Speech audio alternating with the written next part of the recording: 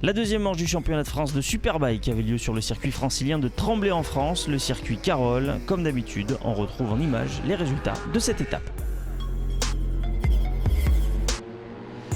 Pour la première course du week-end en Prémoto 3, le poleman Charlie Malter manque son début de course et se fait dépasser par tout le monde. Il ne bouclera au final que 9 tours. Course plutôt tranquille en tête pour Clément Giabani qui s'impose devant Leandro Quintansens qui a pris le meilleur sur Eli Rousselot au 7e tour. Partant de la pole position, Nathan Amiro se fait surprendre dès le premier tour par ses adversaires. À la mi-course, Rousselot part lui aussi à la faute, laissant Quintansens, Giabani et Amiro se disputer la tête. Amiro, malgré un problème de frein, reprend les commandes de la course. Il s'impose pour la première fois cette saison devant Giabani et Rousselot qui fait une bonne fin de course. Clément Giabani conserve et conforte sa première position devant Leandro Quintansens, Eli Rousselot et Nathan Amiro, grâce à leurs bons résultats ce week-end, font un bon au classement en se classant 3e et 4e au général.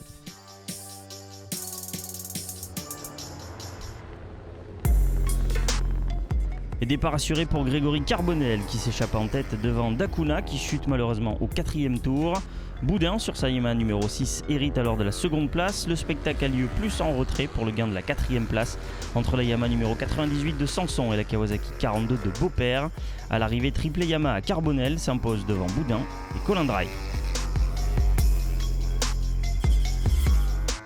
Dans cette deuxième course, pas de surprise, Grégory Carbonel et Alexis Boudin prennent le large dès le début de la course pour ne pas la quitter. Florent Dakuna sur la Kawasaki numéro 2 gère sa course en 3e position. Boudin ne parviendra pas à faire mieux que 2e, laissant ainsi Grégory Carbonel signer son 2e doublé de la saison. Carton plein pour Grégory Carbonel qui mène le championnat avec 110 points devant Colin Dry. Florian Dakuna rétrograde à la 3e position. Lucas Sasson fait un bond lui aussi au classement puisqu'il est 4e. Alexis Boudin, qui débute son championnat, est en 5e position.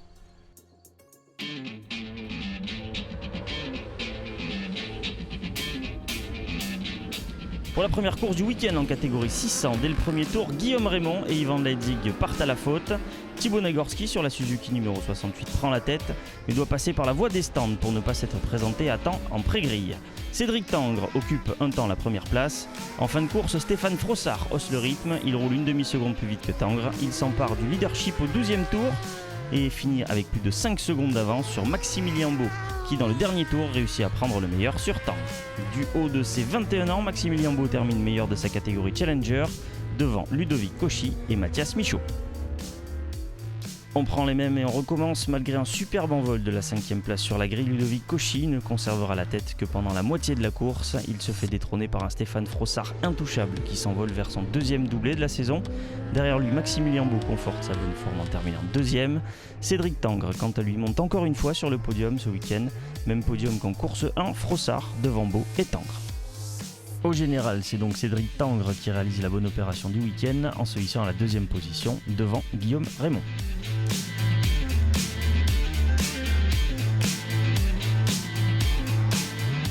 En Superbike, pour la première course, Kenny Forêt s'élance parfaitement et s'empare brièvement de la tête avant que Mathieu Ginès reprenne les rênes de la course. Le leader du championnat, Valentin Debise, fait une petite faute à hôtel et repartira 6e. À l'entame du 12e tour, Kenny Forêt, le pilote de la BMW du team MDS, place une attaque sur Ginès qui ne peut rien faire et voit Forêt s'échapper seul en tête. Debise, longtemps à la lutte avec Muscat et Bercher pour la 3e place, va perdre un temps précieux, mais finalement, à coup de gros freinage, il va réussir à remonter sur les 2 pilotes de tête, mais trop tard. Forêt s'impose devant Ginès et Debise qui termine à seulement 2 secondes du leader. En course 2, peu de suspense. En début de course, Kenny Forêt conserve sa première position. Valentin Debise subtilise la 2e à Ginès dès le premier virage. Forêt et Debise s'échappent alors que Ginès réussit à contenir Muscat et Morin tout au long de la course.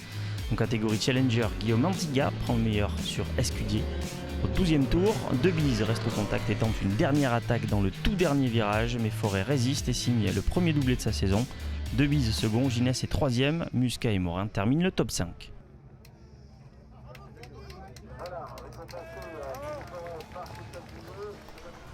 Debise conserve la tête au championnat avec seulement 4 unités d'avance devant Mathieu Ginès.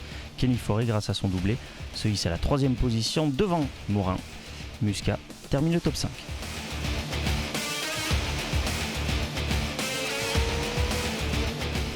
Dernière course du week-end en sidecar, c'est encore Delannoy et Bido qui s'imposent en catégorie F1, mais la course est arrêtée sur drapeau rouge après la sortie de piste de Lamargue-Chéniaud.